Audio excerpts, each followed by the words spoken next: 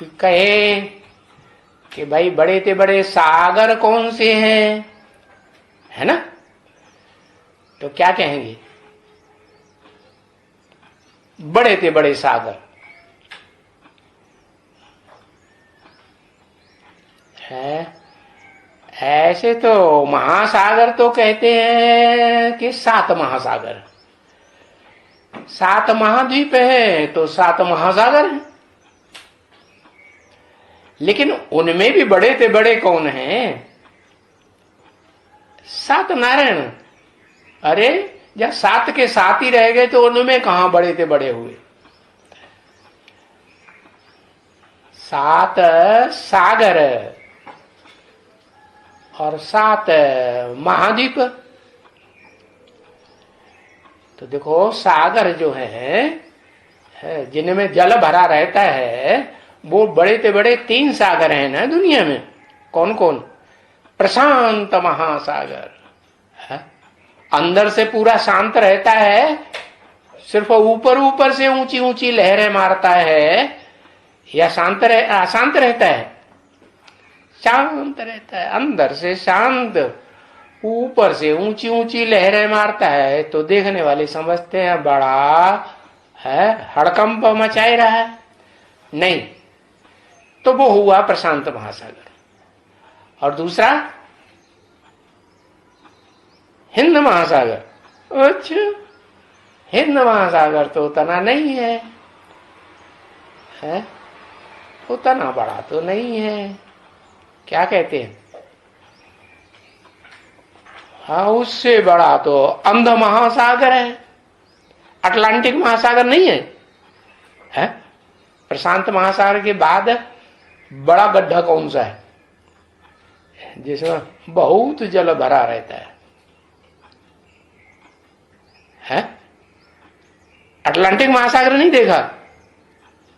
देखा है ना?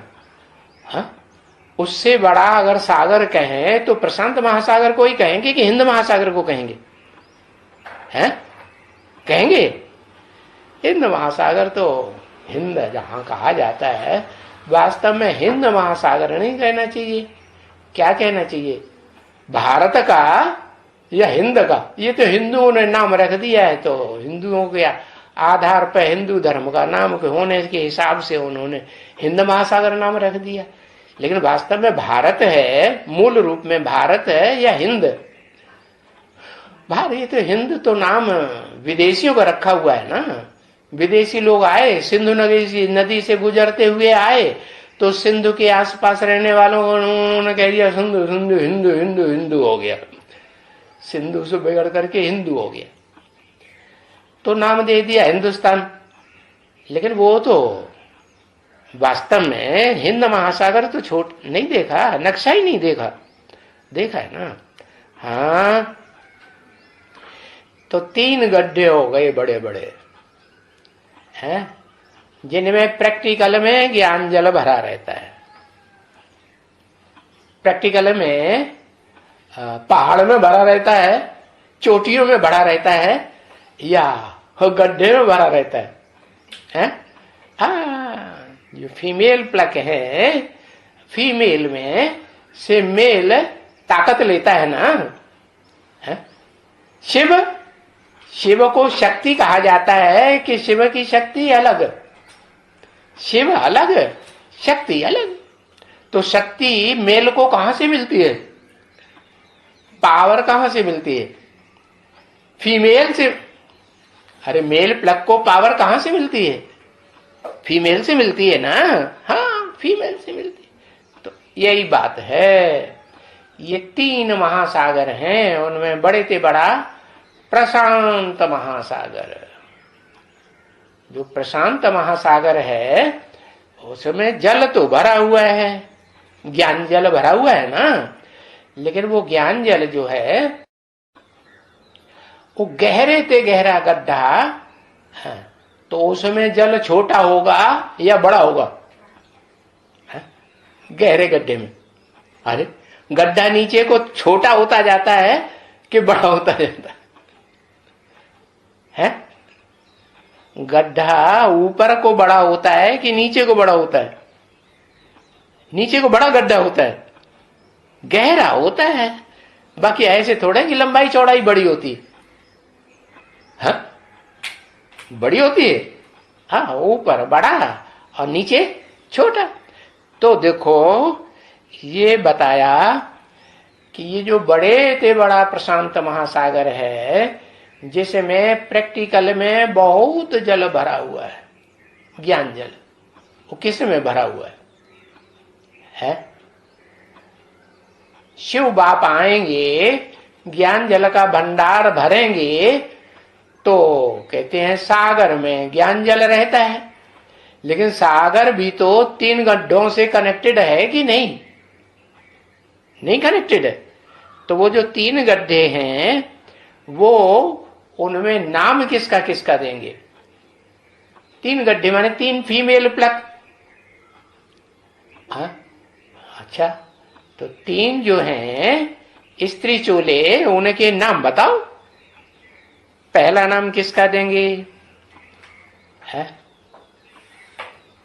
पता ही नहीं, चक्कर में पड़ गया है। लक्ष्मी को पहला नाम देंगे। अच्छा, लक्ष्मी किससे लेती है शुरुआत में?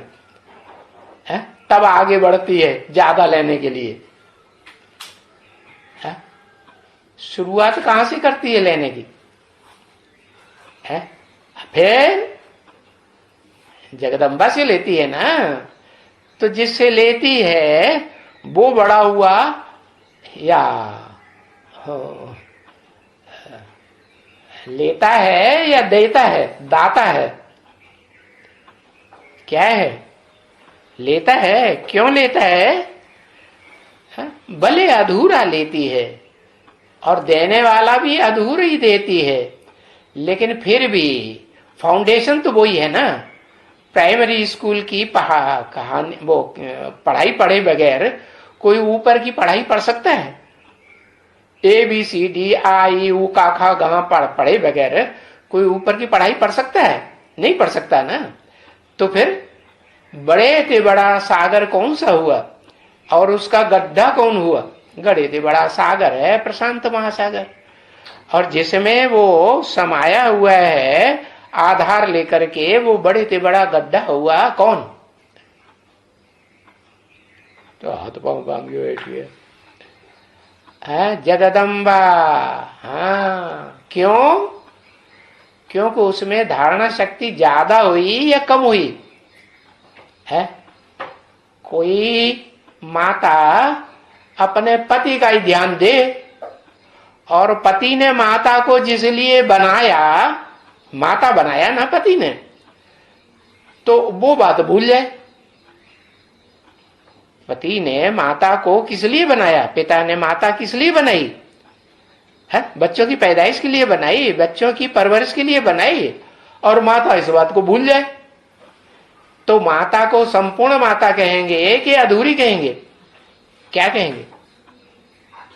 अधूरी हुई ना। तो संपूर्ण माता कौन हुई? लक्ष्मी, या जो उसको भी ABCD पढ़ाने वाली है? हाँ, तो ये 3 हो गई। एक हो गई जो सुनाती है। कौन? सुनना पहले होता है ज्ञान का, या समझना पहले होता है? पहले क्या होता है? पहले सुनना होता है। तो जो सुनने वाला है और सुनाने वाला भी होगा। सुनने वाला है तो सुनाने वाला भी है। और सुनने वाला जो जगदम्बा है, पहले पहले सुनती है, वो पहले पहले सुन करके और सुनाते भी है। तो उसने अपना काम तो पूरा किया है। कोई सुने लेकिन सुनाए नहीं, तो उसको क्या कंजूस कहेंगे कि नहीं? कंजूस कहेंगे।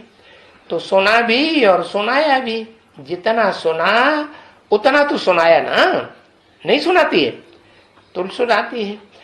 तो जो सुनाती है वो फाउंडेशन का सुनाती है ना। और कोई स्टूडेंट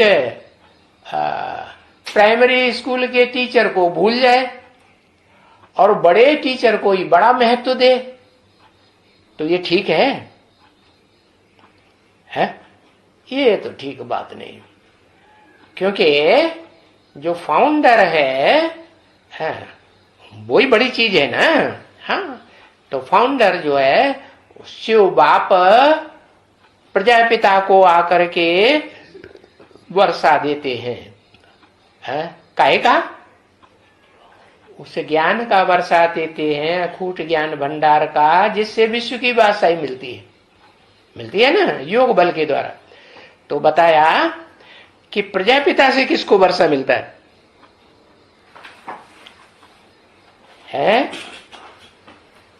प्रजापिता से शिव को वर्षा मिलता है, प्रजापिता से जगदम्बा को वर्षा मिलता है। फिर जगदम्बा किसको देती है? जगदम्बा लक्ष्मी को देती है। तो लेने वाली हुई या दाता हुई? लक्ष्मी लेने वाली हुई ना। तो लेने वाला बड़ा या देने वाला बड़ा है? लेने वाला हाथ फंसा रहे और देने वाला ऐसे देता है, तो दाता हुआ ना, है ना। हाँ, वो गाते भी ऐसे ही है, दाता एक राम भिखारी सारी दुनिया। देने वाला जो दाता है वो पुरुष है या स्त्री? जगदम्बा स्वभाव संस्कार से पुरुष है या स्त्री है? पुरुष है। तो बड़ा हुआ ना, नहीं हुआ है? हाँ, तो वो उस हिसाब से बताया कि वो बड़े ते बड़ा 3 गड्ढे जो बताए, उनमें बड़े ते बड़ा गड्ढा ज्ञान जल का फाउंडर वो तो हुआ जगदम्बा। और फिर उसके बाद है आंध्र प्रदेश को क्या कहेंगे? अंधरी की सोजरी है, आदि लक्ष्मी। अंधरी की सोजरी, अरे कुछ कुछ दिखाई पड़ता हो वो अच्छा, या एकदम डब, कुछ भी नहीं दिखाई पड़ता, अंधी हो गई वो अच्छा? अरे बताओ भाई, थोड़ा बहुत